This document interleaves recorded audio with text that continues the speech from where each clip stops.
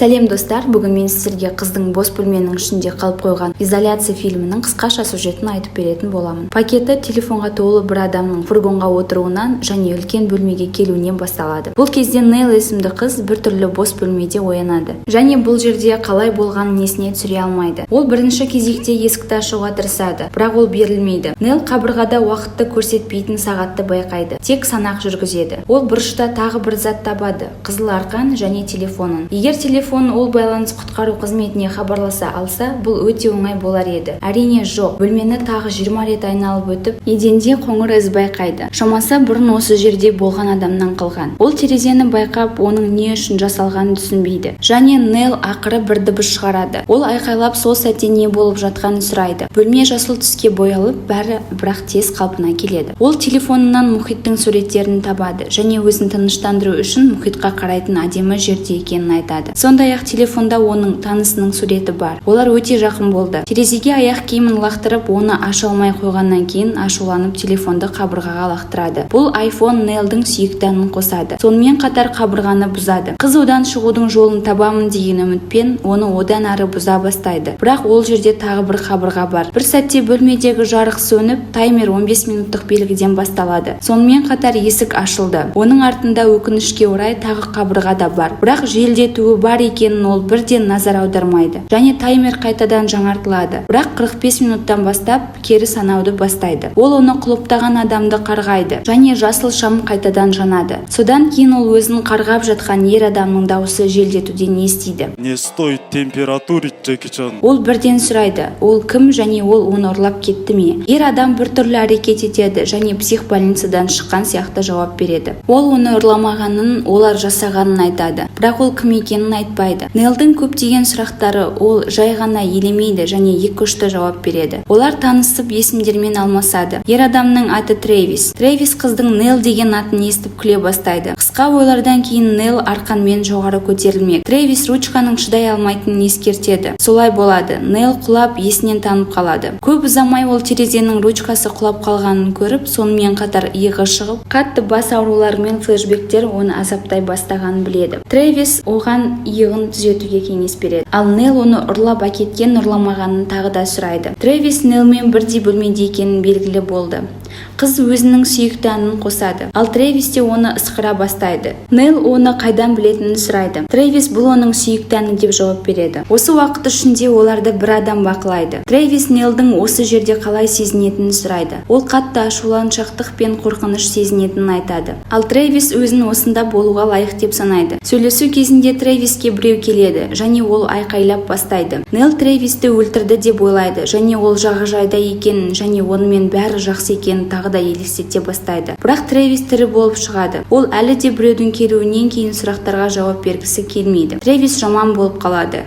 Нейл бейтаныс адаммен сөйлесуді жалғастырады.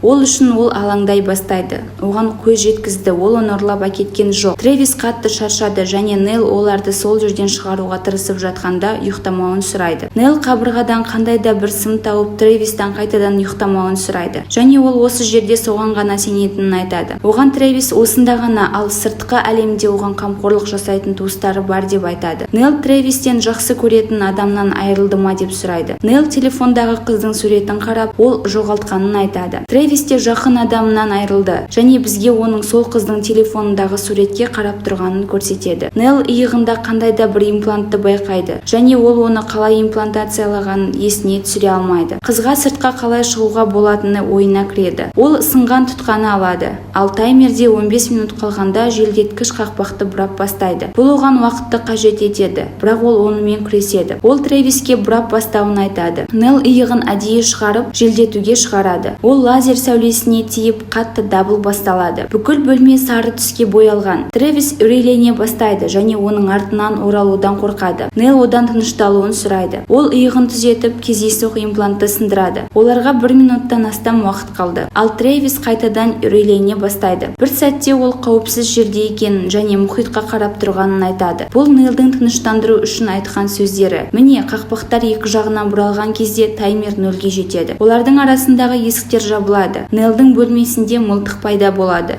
Сонымен қатар Нейлдің бөлмесінде улы емес газ жүре бастайды. Бұл мылтық өзіне оқ ату үшін деп ойлайды. Бірақ ол терезеге атуды шешеді. Атылғаннан кейін бөлме қызыл түске боялады. Нейл түстер бөлмедегі дыбыс деңгейін білдіреді деп шешеді де ол бөлмеден шығып жатқанда Трэвис мылтық алады. Қыз бөлмеден сәтті шығып түнгі аспан жоқ екенін және ол үлкен бөлмеде екенін түсінеді. Ол шығуға қарай жүгіреді, бірақ Трэвиссіз кете алмайды. Нейл оның терезесіне жүгіріп барып, Трэвистің оны сындырудың білмейтінін көреді. Ол Нейлдің айқайын естімейді және өзіне атып тастайды. Бақылаушы сыртқа шығып, Нейл қызметтік бөлменің ішіне кіріп, ұзын дәліздерден өтіп бара жатып, жарнамасы бар теледидарды табады. Жүргізуші Трэвис ол андроидтарды адамдардан ерекшеленбейтін дерлік шығаратын Robot X компаниясы туралы айтады. Осы бөлмеден шыққаннан кейін ол телефондағы қыздың суретін көреді. Ал жергілікті туристерге бұл компанияның бас директоры екенін түсіндіреді. Бақылаушы Нейлді тауып, оны өшіреді. Сәл кейінірек екеуі де әдемі мұхиттың жанындағы жағажайда жүреді. Бақылаушылар роботтарды тексеретін қарапайым тестерлер болып шығады. Ол Нейлмен сұхбаттасуы керек, бірақ ол не болып жатқанын әлі түсінбейді және олар Трэвисті не үшін өлтірді, бірақ қызметкер мұны түсіндіреді. Трэвис Нейл есімді жаңа модельді тексеру үшін жойылған өткен модель. Бір сәтте Нейл өзінің адам емес екенін түсінеді және кез келген сұрақтарға жауап беруді тоқтатады. Қызметкердің жолы болмады, өйткені енді тестті қайтадан бастауға тура келеді және фильм осымен аяқталады.